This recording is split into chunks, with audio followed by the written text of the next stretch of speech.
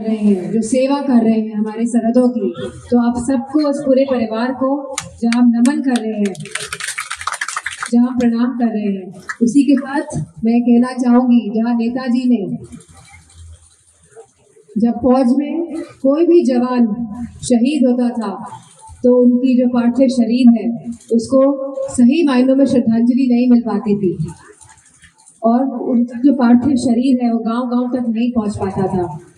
और जब नेताजी को इस बारे में पता चला तो उन्होंने कैबिनेट के माध्यम से उसी वक्त ये प्रस्ताव मंजूर कराया और शहीदों की पार्थिव शरीर पूरे सम्मान से, पूरे राष्ट्र सम्मान से गांव-गांव तक पहुंचना शुरू हुआ।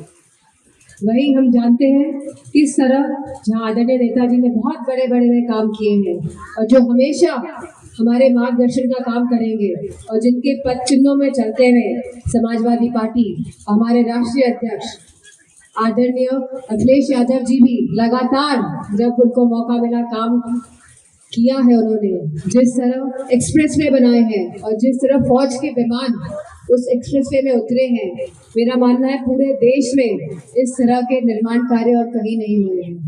तो उत्तर प्रदेश में जब समाजवादी पार्टी की सरकार आई तो मैं समझती हूँ नए काम के साथ पूरे उत्तर प्रदेश एक एग्जाम्पल बना। जहाँ गुजरात मॉडल की बात होती थी पहले, लेकिन गुजरात मॉडल कोई मॉडल नहीं था, बाकी में कोई मॉडल था तो वो उत्तर प्रदेश मॉडल था। लेकिन आज पूरे उत्तर प्रदेश में उत्तर प्रदेश का नाम पूरी तरह ध्वस्त करने का कोई किसी ने काम किया है तो भाजपा की सरकार ने काम किया है। जहां महिलाओं के साथ अपराध लगातार बढ़ रहे हैं और जहां हम देख रहे हैं कि महिलाओं के साथ अपराध ही नहीं, किस तरह जाति विशेष को निशाना बनाया जा रहा है और किस तरह मानवता की जंजीरों को तोड़ा जा रहा है। लगातार देखने को आया है कि बुलडोजर के माध्यम से, कि इनकाउंटर के माध्यम से ये सरकार काम कर रही है और मानवता के सारे आधारों को तोड़ने का काम कर रही है। तो मैं समझती हूँ कि जो समाजवादी पार्टी का जो अभी पीडीए का जो नारा है, पिछड़ा, दलित, अल्पसंख्यक, आधी आबादी और जो हमारे अगड़े हैं ये भी शामिल है इसमें, क्योंकि यह सरकार कहीं ना कहीं मैं समझती हूँ जहाँ हमारे इतने सांसद उत्तर प्रदेश में बने हैं तो कहीं ना कहीं सरकार बौखला गई है। बौखला गई है कि नहीं बौखला गई है? कितने सांसद बने हैं? नहीं, आप नहीं बताएंगे, जनता बताएगी। आप नहीं, संगठन के लोग जवाब नहीं देंगे, आप लोग बताइए कितने सांसद समाजवादी पार्टी के बने हैं? कितने? 37। पक्का? महिलाएं बताएं कितने सांसद बने? क्योंकि आप लोग वोट डालने जाते हो और आपकी बहुत बड़ी भागीदारी होती है किसी को भी सरकार में लाने के लिए या सांसद बनाने के लिए। तो बताइए कितने बने हैं? हाँ, 33। तो सबसे पहले तो मैं सभी महिलाओं का धन्यवाद और आभार भी प्रकट करना चाहूंगी कि आपने जिस तरह मैनपुरी के जो चुनाव हुए थे उसमें बढ़ चढ़ कर हिस्सा लिया और एक ऐतिहासिक जीत मुझे दिलाई। तो मैं आप सबका बहुत बहुत आभार और धन्यवाद देती हूँ। और लगातार हमारी कोशिश रहेगी कि हमारी मैनपुरी जैसे नेताजी के समय आगे बढ़ती रही, जहाँ विकास में कोई भी रुकावट नहीं आए। तो जितना हो सके, जब भी हम सरकार में नहीं है तो इसका विकास करें, और जब सरकार आएगी तो 24 घंटे बिजली के साथ साथ सारी सड़कें और जितने भी हम कार्य कर सकते हैं यहाँ के लोग ने उसको हम लोग सुनिश्चित कराएंगे कि हम करें।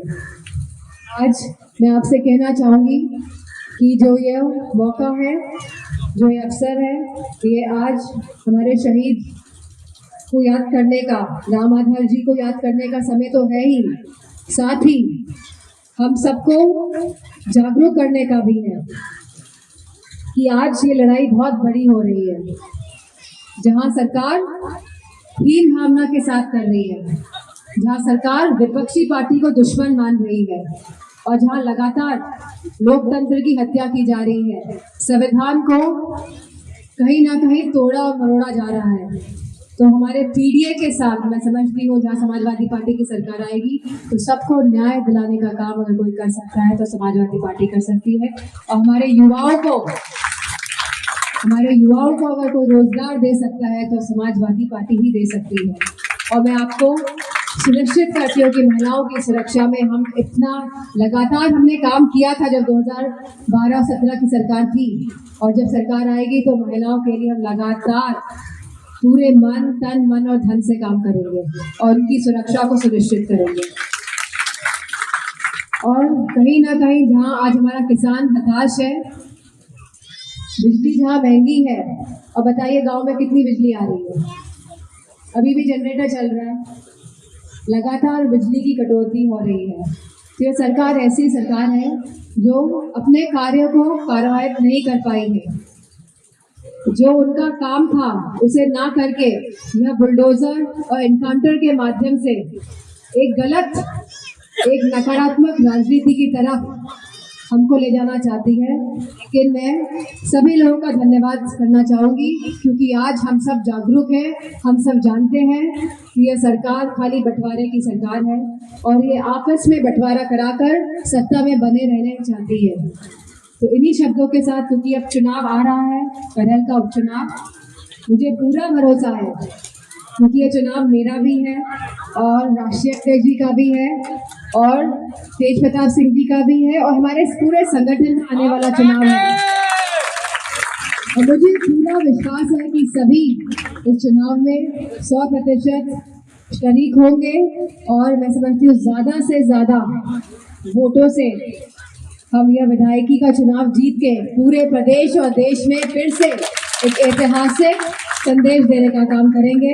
इन्हीं शब्दों के साथ सभी सैनिक प्रकोष्ठ के सभी जनों का और पूरे परिवार का बहुत बहुत धन्यवाद। अगर आप ये वीडियो YouTube पर देख रहे हैं तो हमारे चैनल को सब्सक्राइब करें और बेल आइकन को दबाना ना भूलें। अगर आप Facebook पर ये वीडियो देख रहे हैं तो हमारे पेज को लाइक करें।